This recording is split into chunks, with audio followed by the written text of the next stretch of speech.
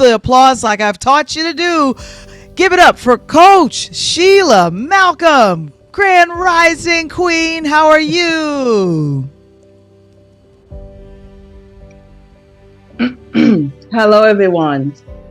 I know I can't see, I wish I could, but I see the heart, I see the love, and I'm glad you're in the building. I'm glad you're online. I'm glad you're involved. I'm glad you're here. Because here's the thing, as coaches, we recognize that being a coach is a sacred calling because we want more for you than you think. And we hold the space for you that you cannot imagine because we want to see you rise higher. We want to see you stand on your circumstances and not in it. So I spent 25 years in the corporate space and I'm a person of faith. And in 2021, I heard the Holy Spirit said to me, it's time to say goodbye to corporate and really coach people 100% full time. And I took my marching orders and I took them seriously. So that's why I'm here today to give you some tools of how to live your life. So I think Coach Glass gave me the hardest topic, y'all, conflict resolution. But the thing about it is we all are experiencing some kind of conflict in our lives, both personally as well as professionally. And as I sat with that topic, I started to really come alive and realizing that when there is conflict, your communication skills matter. When you have challenges, your communication skills matter. When you are in a heated conversation with a spouse, a friend, your communication skills matter because you can either add fuel to the fire or you can quench it and quell everything down. I stopped by here today to just give you some tools on how to manage your conflicts. It's all about handling your conflicts with the right words, with the right behaviors, and we're going to jump into it because I want you to know that communication is the heartbeat of human interaction. Next slide, please. You don't listen to me. You treat me like a child. You don't talk to me. You talk at me. You expect me to answer emails and texts late nights and evenings, even on weekends. I'm tired of meeting these deadlines when you don't give me enough time.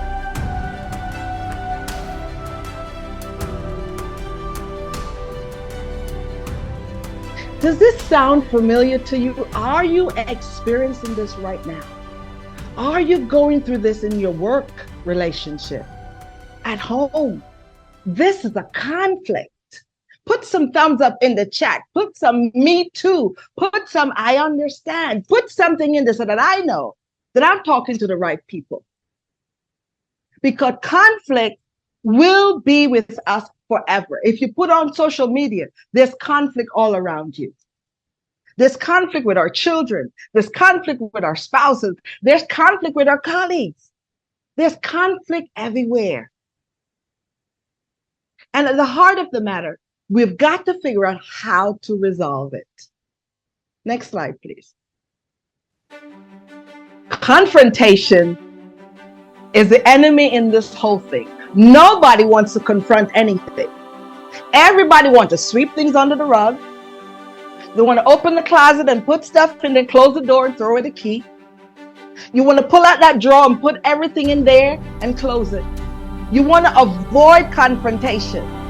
But like this picture is showing you, you've got to confront the issue.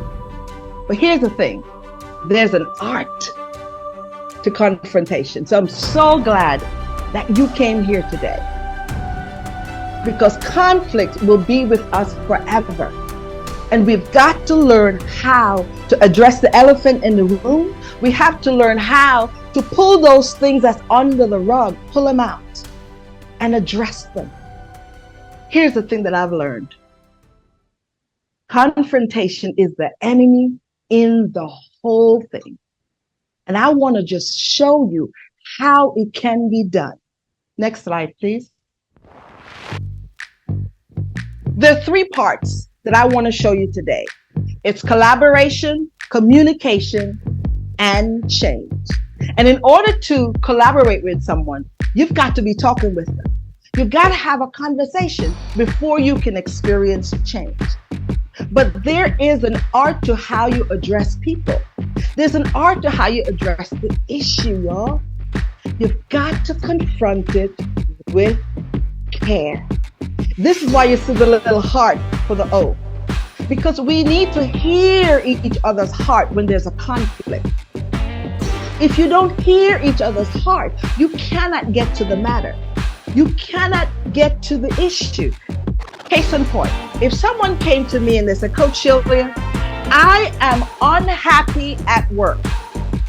I want to tell you, my ears perk up. I get excited. I grab my pad and my pen. I'm like, lay it on. I need to hear it all. Tell me all the stories. Don't hold anything back. Go in the closet and pull out everything. Lift up the rug and tell me everything. I need for you to tell me what's the issue that's causing your unhappiness at work or in your relationship. And I get excited and I start to write. I don't interrupt y'all, because here's the thing. You have 2 ears and 1 mouth. There's a reason for that. We need to listen more than talk. So as a coach, I hold the space for my clients and I let them vent. It's a sacred space. It's a space that they can tell me anything and it will stay right there. My goal is to help them to get tools to create an action plan. So together we can collaborate together and address the issue. Next slide, please.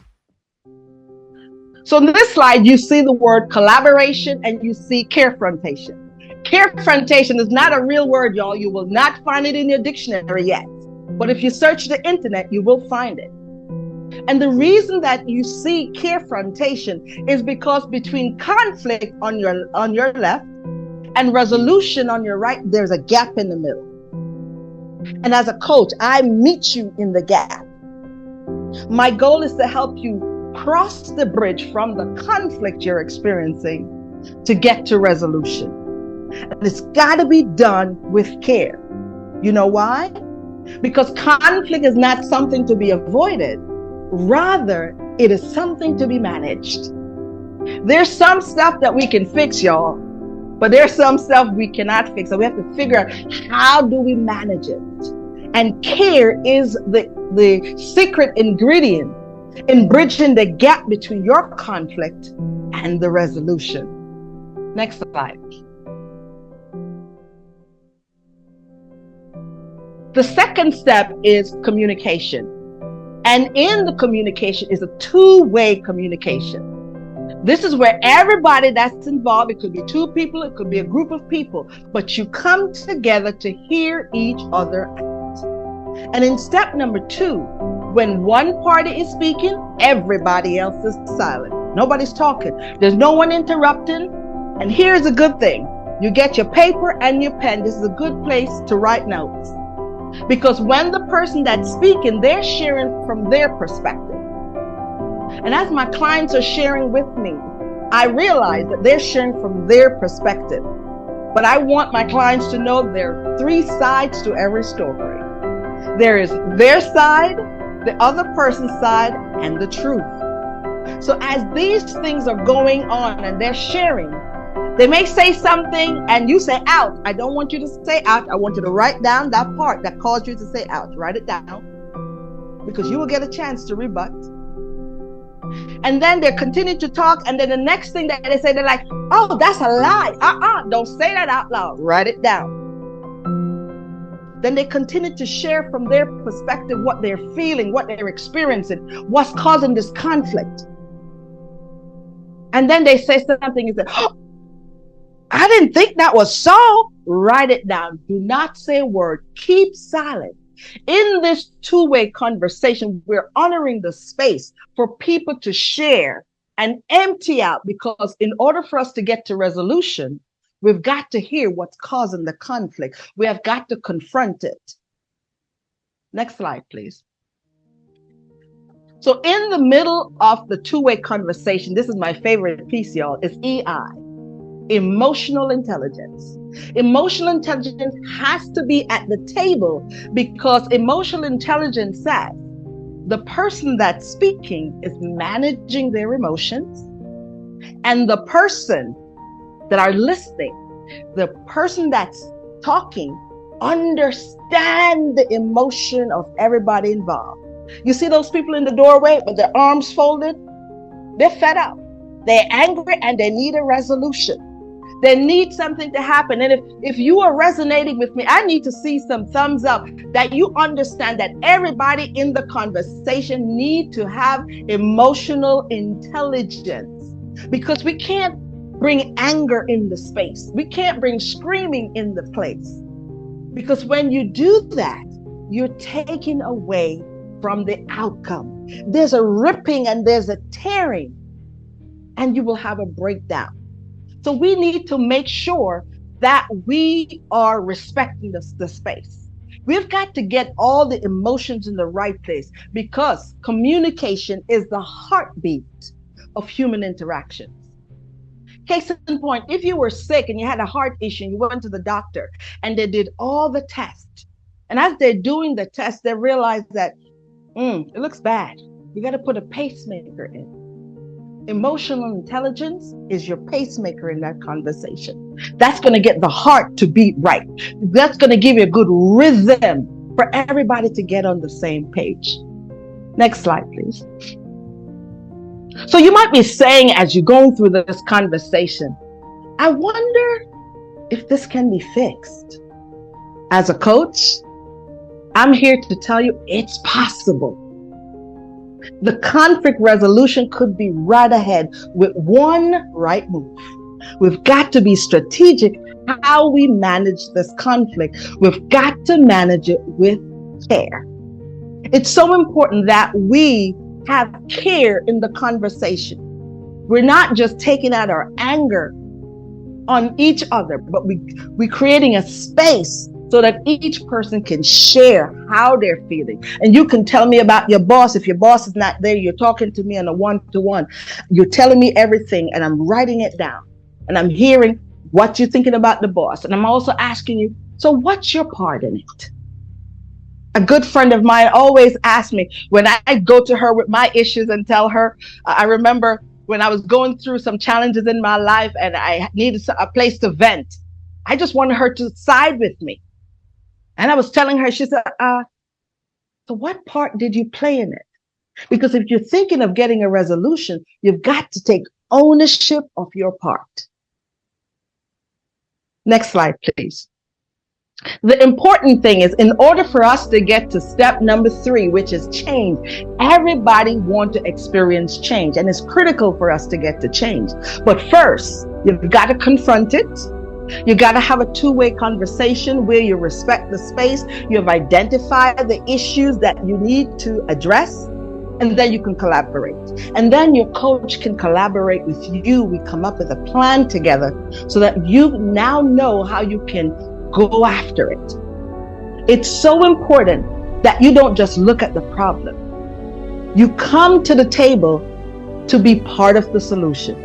Come up with ideas as to how you can merge it together and come up with an agreement. And in this agreement, you're saying something has got to be different.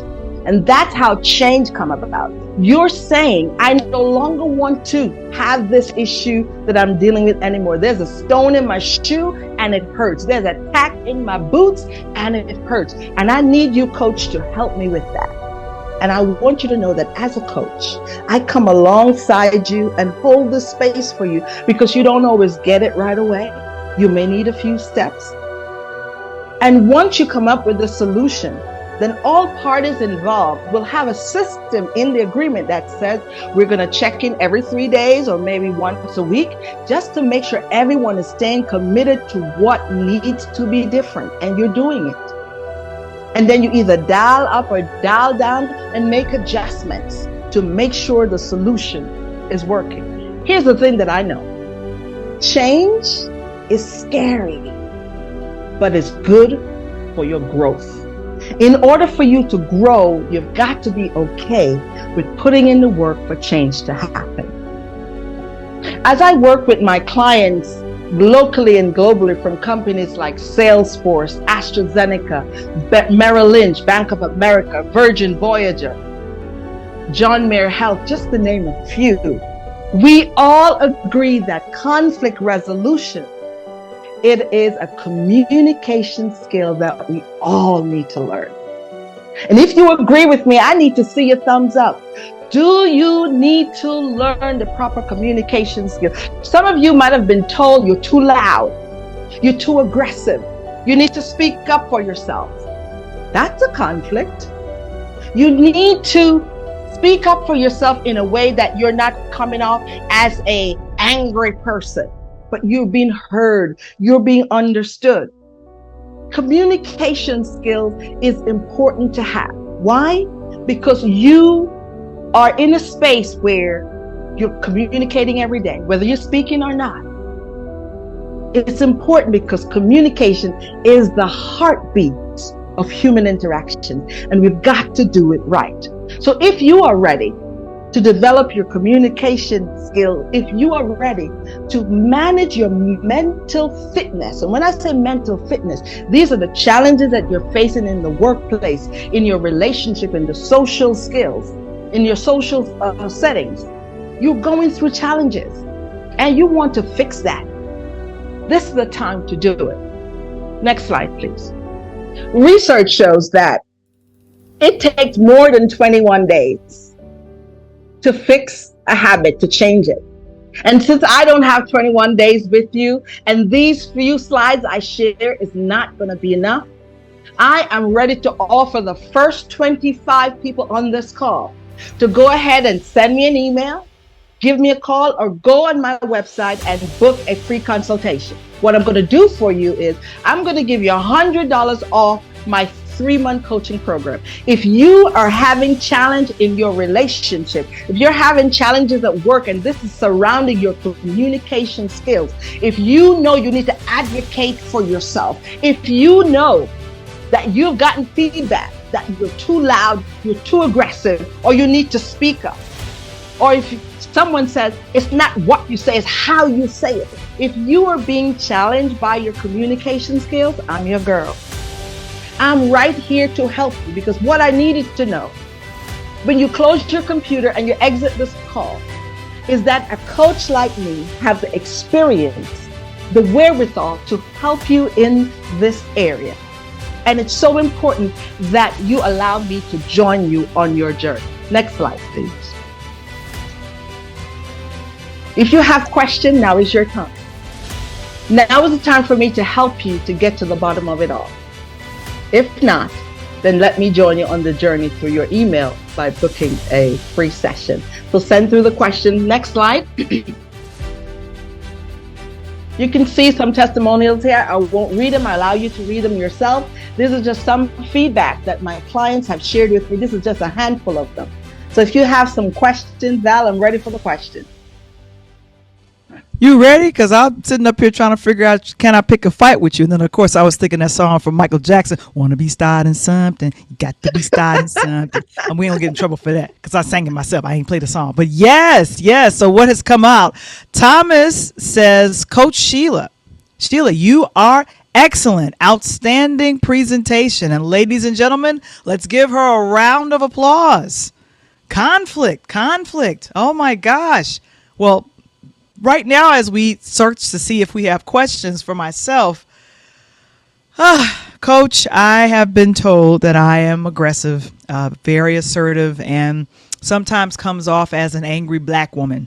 Now, I am a black woman, but a lot of times I'm not angry, and it's not, my cycle or a man, or it's none of those things. A lot of times it's just, I need you to hear me. How do you communicate effectively without coming off angry? That is a very good question.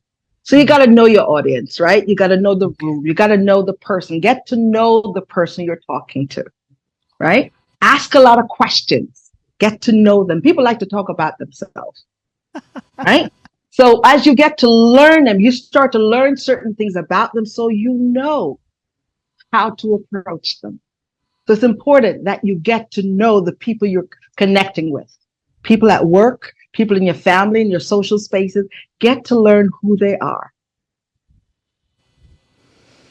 Okay. So that means I have to get to know folks and make sure that they know who I am and I know who they are, which is most Mm-hmm. important. Most Mm-hmm. important. Yes. Oh my goodness. And of course, Rosalind Warren said, very well said, but sometimes it's hard to do. In other words, and then one person said, that's me. I'm an avoider. That's what Crystal says. How can you deal with that particular type of behavior when you avoid conflict? You run away from it like it's COVID. I don't know. You just run away from it and you're like, I don't want to, no, I don't want conflict. No. How do you avoid being the avoider?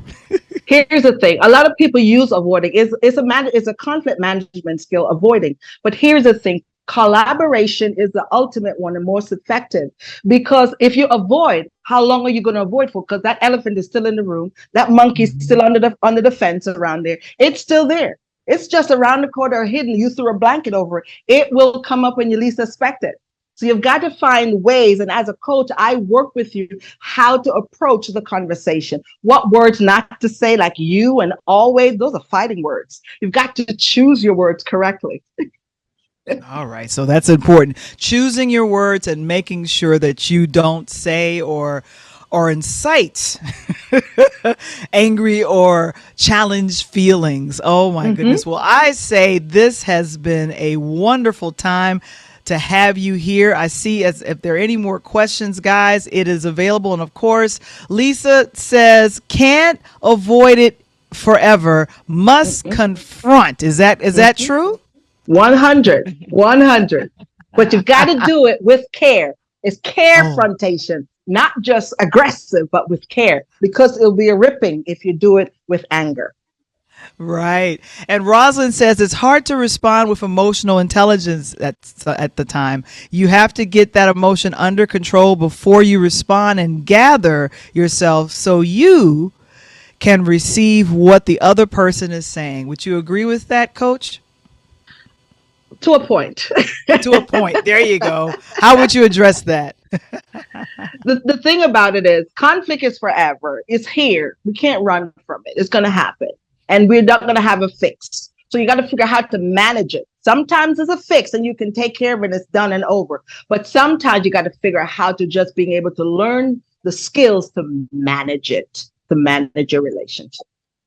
Wonderful, wonderful. Well, Coach Sheila, thank you so very much for giving us some more information regarding it all. And of course, if you still can't do, if you can resolve all your conflict, go to St. Lucia and enjoy yourself. Let's give a hand clap for our Yeah. very own Coach, Coach Sheila Malcolm. Ladies and gentlemen, this is wonderful. Coach Glass. What do you think of Sheila's wonderful presentation? It was excellent. Like literally, today is the day where we bring everything together.